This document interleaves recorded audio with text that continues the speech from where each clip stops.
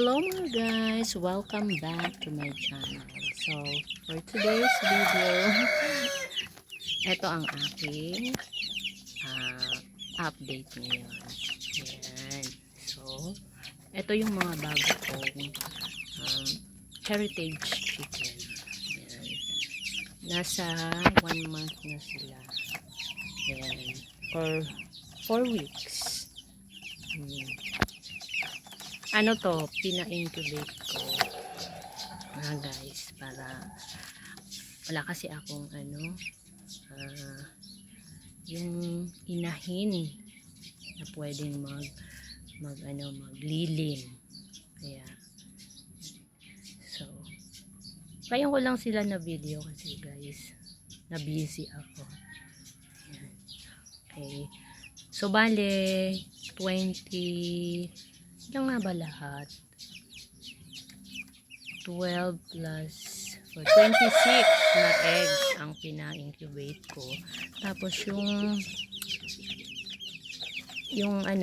ito na, yung malaklaki na, nasa 14 lang mga guys. 14. Okay. Kasi yung iba hindi napisa. Tapos meron akong nung bagong pa lang,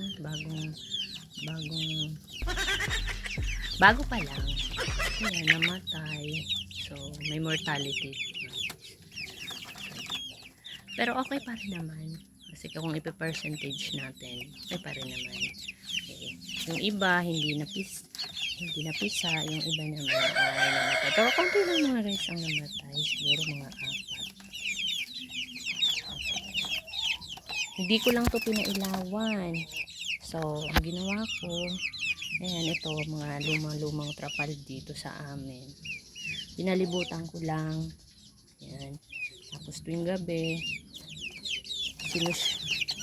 sinusure ko na, na yung hangin hindi makakapasok. Okay, so, ngayon, medyo malaki na sila. Nasa 4 weeks na nga. Kaya, tinanggalan ko ng mga guys. Kasi parang gusto na rin nilang makita yung labas. And mas maraming hangin ang gusto nilang malanghap. Ayan. So ang plano ko nito ay siguro kapag masikip na sila rito masyado, ililipat ko na sila sa mas malawak na cage doon. Pero sa ngayon guys, nagdadalawang isip ako, baka kasi kainin ng daga. Hindi ba? Pwede pang kainin ng daga. Dito pa naman sa amin may mga daga. Hinayang naman ako mga guys kung kainin lang ng daga, diba? Ay nako, yung ninyo ha, madumi na. Actually guys, 2 days kapapalit ko lang yung sapin nila. Ayan, mabilis nang dumumi. Eh, malalaki na nga. Ayan. Yan, nakakatuwa, diba? Kasi nakikita mo yung yung pinaghirapan mo. So yan ang aking update for today's video. So pagdating pala sa pag-aalaga, sa ginawa kong pag-aalaga nito, yun lang nga, doon nga bukod sa kahit walang ilaw, sure lang na yung hangin ay limited lang, yung sapat lang sa kanila.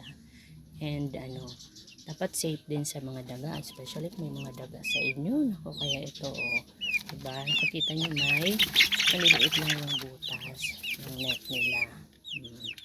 Ito lang mga guys, itong kulungan to ng aso ko. Kinonvert ko lang siya as kulungan ng diba? Napak naman. Kasi hindi nakasya yung aso ko dito, kaya yung manok na lang. Diba? Para-paraan lang mga guys. So sa ngayon ang gagawin ko dito ay papalitan ko naman ang kanilang sapin kasi madumi na. So ayan mga guys, just yan lang po for today. Bye bye.